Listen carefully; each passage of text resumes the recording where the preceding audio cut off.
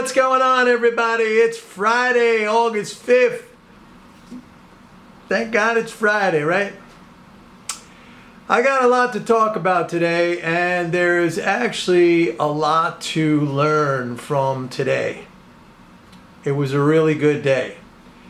First of all, we had a blowout payroll number of 528,000. I think they were expecting something in the neighborhood of 300 or maybe slightly less than 300. So 528,000.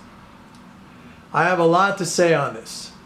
But first, you saw the reaction today. And this is another blatantly clear example of the madness, the mental illness that is monetarism, which is pervasive. I talk about this, or I have been talking about this now pretty much every single video that I have made in the last few months. It is this myopic, this insane, this psychotic focus on monetary policy and the Fed and nothing else. You literally had a day where you had one of the most important economic indicators, the labor market, show an unequivocal acceleration in July. And I'm going to piece all this together with the things that I've been telling you. A clear sign that at least one metric, a very important metric of the economy, the labor market, is re-accelerating. And the reaction in the market was to sell. And this is because the investor class, the entirety of the investor class, that includes individual investors, professional investors, institutional investors, economists, Wall Street, they are all deeply committed to this, religion of monetarism. So they see something like a clear, and they admit it, it's a clear sign of strength in the economy, at least by this metric, and they sell. They sell. Now, just on a side note, I sent out an email to my subscribers at the open when we were down the most. I said, you got to buy it. It's another example. I mean, we have these every day of how misguided and how insane the whole monetarist mentality is, okay? We invest in stocks, presumably, we invest in stocks because companies try to grow their profits, and as they grow their profits, the value of our holdings goes up, the stock prices go up. When the economy grows, corporate profits grow. As a matter of fact, we have seen a number of companies now start to forecast or predict or advise of higher revenues in the second half. They see things improving already. Growth is not bad, but monetarists will have you believe that growth is bad. And that's fine with me because they're going to sell based on a completely, crazy interpretation of reality. And I'm going to buy, and I'm going to be the one taking their money. Now, let's go back to what I've been telling you now for weeks and weeks and weeks. We have seen a very notable recovery in the fiscal flows. We are now 80 billion over the April tax drain. The April tax drain was 324 billion. So we are now 400 billion. So 324 billion was added back plus another 80 billion as of yesterday, Thursday, August 4th.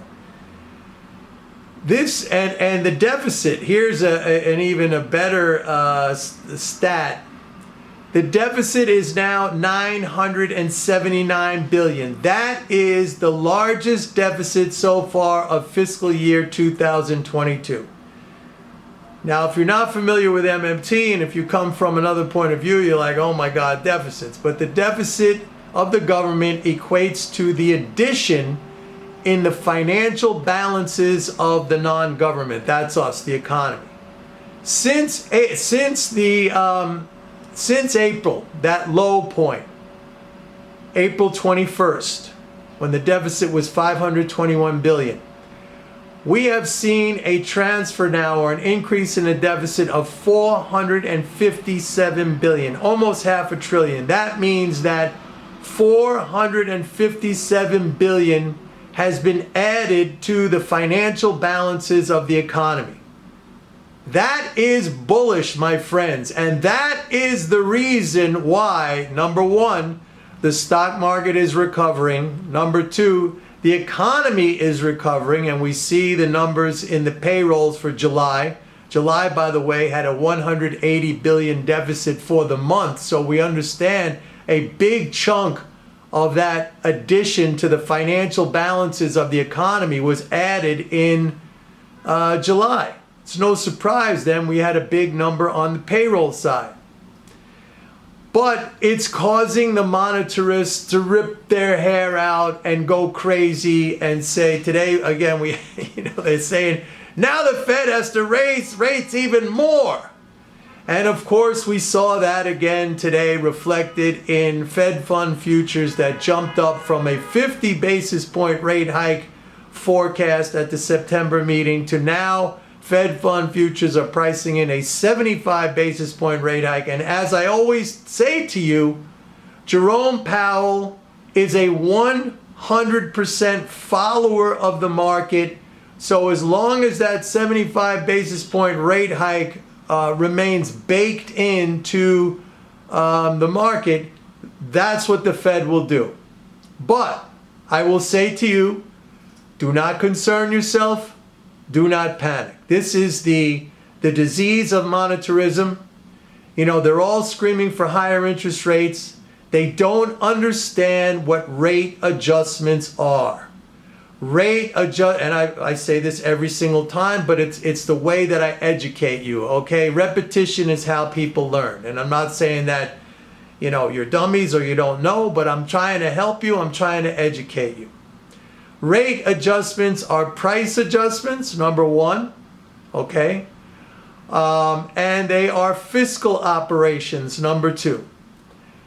As for price adjustments, just like inflation, some people win, some people lose.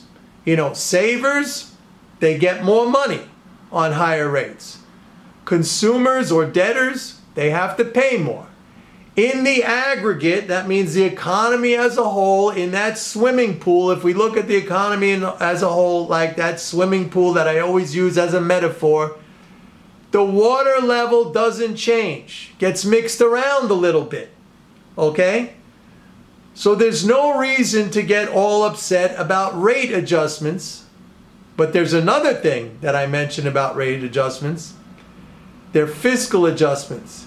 And in the case of rate hikes, since the government is a net payer of interest, when the Fed raises the rate, that necessarily means the government is going to be expanding its fiscal via that interest channel. In other words, it's going to be paying more interest into the economy. So in that regard, it literally raises the level of the swimming pool. Okay? So all this rate talk, let them sell, you buy. It's nothing to be worried about as long as that fiscal, remember, in the last 4 months, we had almost a 500 billion transfer to the financial balances of the non-government. Like I've been saying almost every video, imagine if Congress, said, hey, we're going to send out 500 billion in checks, the market would go crazy on the upside. But that's exactly what has happened, only it hasn't gone out as checks. It's just spending that money back in that was collected from taxes, spending it back into the economy. This is why also I'm never really concerned about taxes. Well, I am personally because, it sucks to have to pay them. But as long as the government is spending more than it is taxing, in other words, running a deficit, that all just gets recycled back into the economy and then some. So, you have to be bullish. Now, I've said this in the past, you could complain and you can whine, and it's understandable. Nobody likes going to the gas station and the grocery store and places and having to pay more money, but protect yourself. Knowledge, like I said yesterday, knowledge is a tool. Knowledge is power. That's a cliche, but it's true. Use information to at least offset some of, the negative impact you may be feeling with inflation. Like the stock market is going up. You should be making money right now. I've been telling you this. Your portfolio, first of all, you should have been buying on the way down. And second of all, this is aggressive. I've been saying that August is going to be a big month. Next week, we got a quarterly interest payment of $45 billion. A lot of people don't know this, but the Reagan boom in his first term, the biggest contributor to GDP was interest on the government, debt, interest payments. It's true. Most people think if you talk about what was the cause of the Reagan boom, they would think like tax cuts and defense spending. The biggest component of GDP was that interest payments. Rates were like 20%. That was where the boom came from. So when the Fed raises interest rates, like I've been telling you, like I told you before, that is a fiscal expansion. That is a fiscal expansion. The other thing is that when the economy starts growing again now, what is that growth? It means output increases. That's the output of goods and services. And that will help to mitigate inflation. I mean, one of the reasons why I think we saw inflation increase in the second quarter is because we had a contraction in the economy. So, less goods and services, you're going to get higher prices. I mean, the supply was maybe not reduced, but the growth in the supply was slowed down. When we start to expand again, hopefully we're going to get more supply. So it's really fascinating. Like if you've been following me, you should be making very good money, and your learning curve should have gone way up by now. Really have a much better, or more importantly, a correct understanding of these things, as opposed to just buying into the hysterics and the emotion. Like every time, like this is crazy today, 528,000 jobs created, and they sell stocks. And this is pure monetarism on display.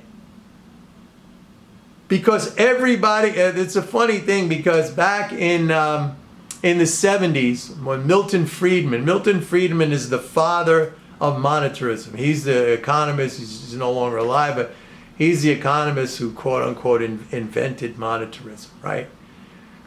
And it really caught on. And we transited from a period of Keynesianism during World War II, and then eventually we shifted over to this monetarism, and this has been the thing for the last 50 years. And Milton Friedman said at one point, just when he started getting going with his theories of monetarism, he said, we're all Keynesians now.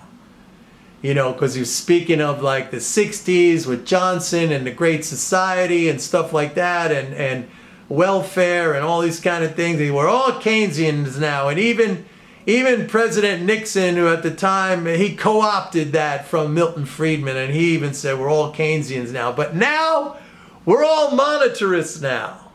Not me, and not you guys, hopefully. But that's what it's come to. Everybody, it's fascinating to me.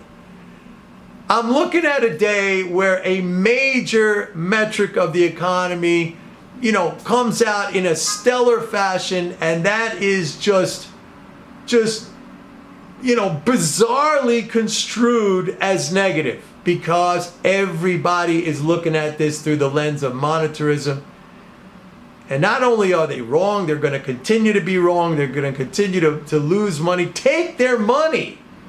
I mean, God, if you're worried about inflation, take their money. You'd be doing the world a service. You'd be doing yourselves a service. Some of you have been having trouble accessing my website. I got to see what's going on there. I'm not having any trouble. People, I'm asking some friends to check it out. But if you're having any trouble and you want to sign up for the 30-day free trial, just send me an email. mnorman@pitbulleconomics.com, and I'll set you up.